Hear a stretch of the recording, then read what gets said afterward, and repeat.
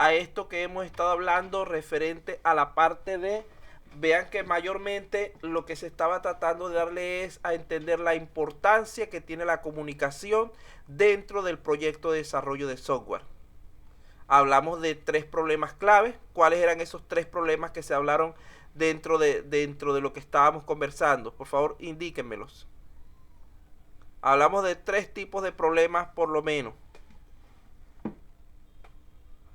Aló, aló, ¿están allí? ¿Ya se durmieron? Recuerden que todavía les falta otra clase. Nos quedan 10 minutos de esta. No, sí, profe, sí estamos aquí. Ajá, entonces, por favor, indíquenme, hablamos de 3 problemas que se presentan en el desarrollo de software. ¿Pueden nombrármelos? Y tienen que ver los 3 con la parte de comunicación. ¿Cuáles serían? ¿Puede ser, profesor, la conectividad? No, no era eso lo que estábamos hablando. Fíjense, lo voy a retroceder un poquito las diapositivas. La definición del alcance, profesor. Bueno, tiene que ver un poquito con la idea que se dio, pero no es directamente lo que se había dicho. Ya Pero el alcance, profe, ¿no aquí tiene que está el ver también primero. con la conectividad? No, aquí está el primer problema que planteamos. ¿Cómo se llama eso?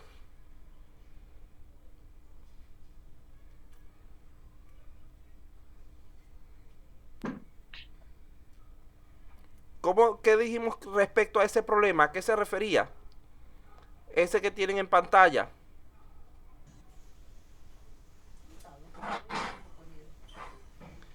Eso es la barrera que se presenta por la forma en la que el cliente nos mira a nosotros y nosotros lo miramos a él. Eso, esa es una barrera en cuanto a la apreciación que tiene el cliente del usuario y viceversa. Este segundo, ¿cómo se llamaba? Diferentes apreciaciones. sobre el mismo problema, ¿sí? Y este de aquí, diferentes lenguajes.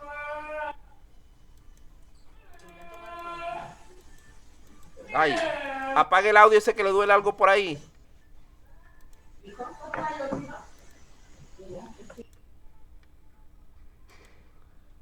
Ya, vamos a quitarlo porque lo están torturando ahí algún pobre, no quiero oír eso.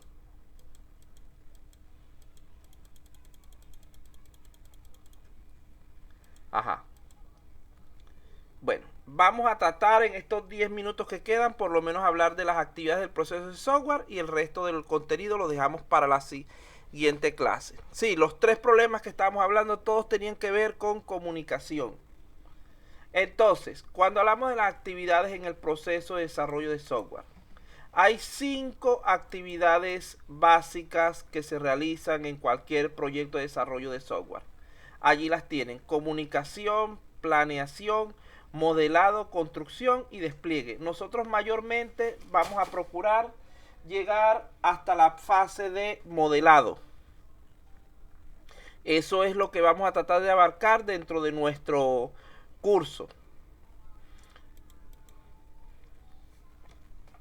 Al desarrollar cualquier proyecto de software, es importante escoger un mapa o modelo que defina el camino a seguir y establecer las actividades a ser ejecutadas para su cumplimiento de los objetivos en el tiempo previsto.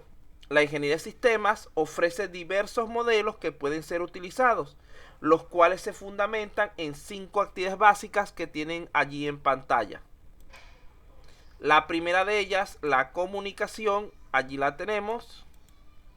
En esta actividad, lo que se trata es de un intercambio bidireccional de información a fin de establecer en forma clara y precisa las características, es decir, requerimientos o funcionalidades que deberán ser cumplidos por el sistema, expresadas habitualmente en lenguaje natural del usuario.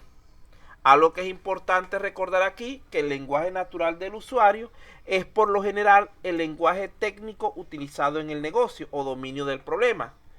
¿Qué pasa esto? Que esto nos dificulta. Vean que en este caso el cliente tiene la mayor participación.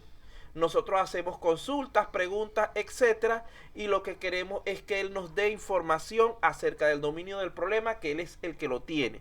Pero ¿qué pasa? Que puede surgir el problema en cuanto al lenguaje que él utiliza.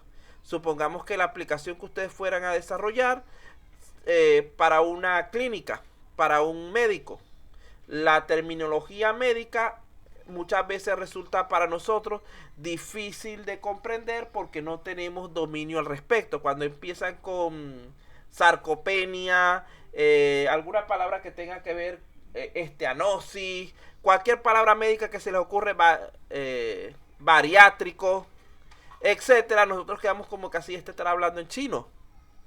Y esa es una de las cosas que debemos procurar en la fase de comunicación. Que si el cliente utiliza términos que nosotros desconozcamos, debemos procurar de que él nos los aclare. No es que que el cliente va a pensar por eso que nosotros somos ignorantes, sino que recuerden que ese es el dominio de su negocio. Hay que buscar la manera de nosotros comprender bien lo que se nos está explicando, porque si no, no vamos a poder realizar un software adecuado. Por ello, se requiere de una alta participación del usuario en el proceso de identificación y validación de los requerimientos, ya que él es quien conoce realmente el problema, la situación que queremos resolver, para así garantizar de que estos requerimientos sean los correctos y cubran en lo posible sus necesidades reales. Esta es una participación que muchas veces no se tiene. Muchas veces al desarrollador no le gusta intercambiar ideas con el cliente. Él considera que él solamente va a tomar la información mínima y el resto lo hace por su cuenta. Y esta es una falla grave. Siendo claro que para el éxito de un desarrollo de software es esencial la comprensión total de los requerimientos, ya que no importa lo bien diseñado o codificado que esté un programa, si el problema no se ha entendido adecuadamente, probablemente terminará defraudando al usuario y frustrando al desarrollador. La segunda actividad es la de planeación. Vean que en este caso el programador o desarrollador es quien tiene el mayor papel.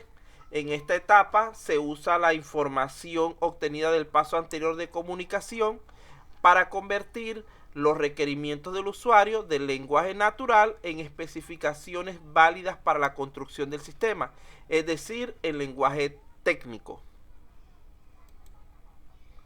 Cuando hablamos de la fase de modelado, en esta fase nuevamente tiene gran importancia el programador por encima del cliente, porque es el que va a construir los modelos. El cliente se va a encargar de su aprobación.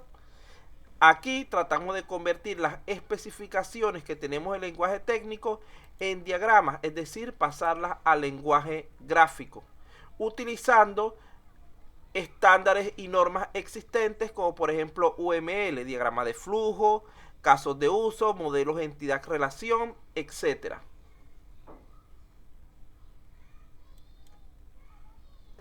La fase número 4, la de construcción, nuevamente quien predomina es el trabajo del desarrollador o programador. En esta fase se busca convertir los diagramas del lenguaje gráfico a lenguaje de programación, es decir, a código fuente, utilizando algún lenguaje específico como C, ADA, PHP, etcétera, dependiendo del caso, para así generar los prototipos iniciales y finalmente construir la versión definitiva del programa. Es aquí donde el cliente realmente comienza a probar su sistema.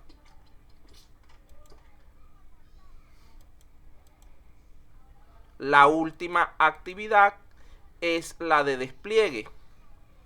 En esta actividad ya el cliente toma nuevamente su auge de trabajo. Vean que estamos convirtiendo el código fuente, llevándolo al entorno de uso. Pasamos de una zona de pruebas de laboratorio a una zona de la vida real. Si se fijan, en las primeras fases o en todas las fases de estas actividades, lo que se hace es ir cambiando los contenidos del lenguaje. Primeramente pasamos del lenguaje natural del cliente a nuestro lenguaje técnico. Luego pasamos de nuestro lenguaje técnico a un lenguaje gráfico que pueda ser entendido por el cliente. Después pasamos de un lenguaje gráfico a un lenguaje de programación, un lenguaje de máquina. Y finalmente pasamos del lenguaje de máquina al entorno real. En esta fase se logra la puesta en uso del software en el entorno real donde va a ser aprovechado por el cliente en cumplimiento de los propósitos para los cuales fue construido. Resumiendo lo relacionado con las actividades del proceso de software, tenemos lo siguiente. En la comunicación, el cliente establece los requerimientos, es decir, nos indica, nos solicita qué es lo que quiere, qué es lo que necesita.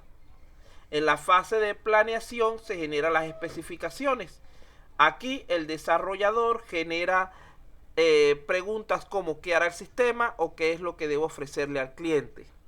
En la fase de modelado se generan los diversos diagramas con preguntas tales como de qué manera puedo resolver este problema, qué procesos son necesarios. En la fase de construcción se generan los prototipos y se comienza con las pruebas reales del sistema, es decir, se codifica todo el sistema para su posterior análisis. Finalmente, en la fase de despliegue, el desarrollador demuestra e entrega el sistema al cliente, el cual realiza las pruebas finales para su posterior o no aceptación.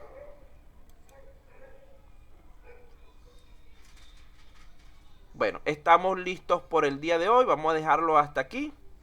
Lo poco que falta lo continuamos en la próxima clase por cuestiones de tiempo. Si tienen alguna duda, tienen un par de minutos para consultar. De todas maneras, en caso de cualquier cosa, me avisan.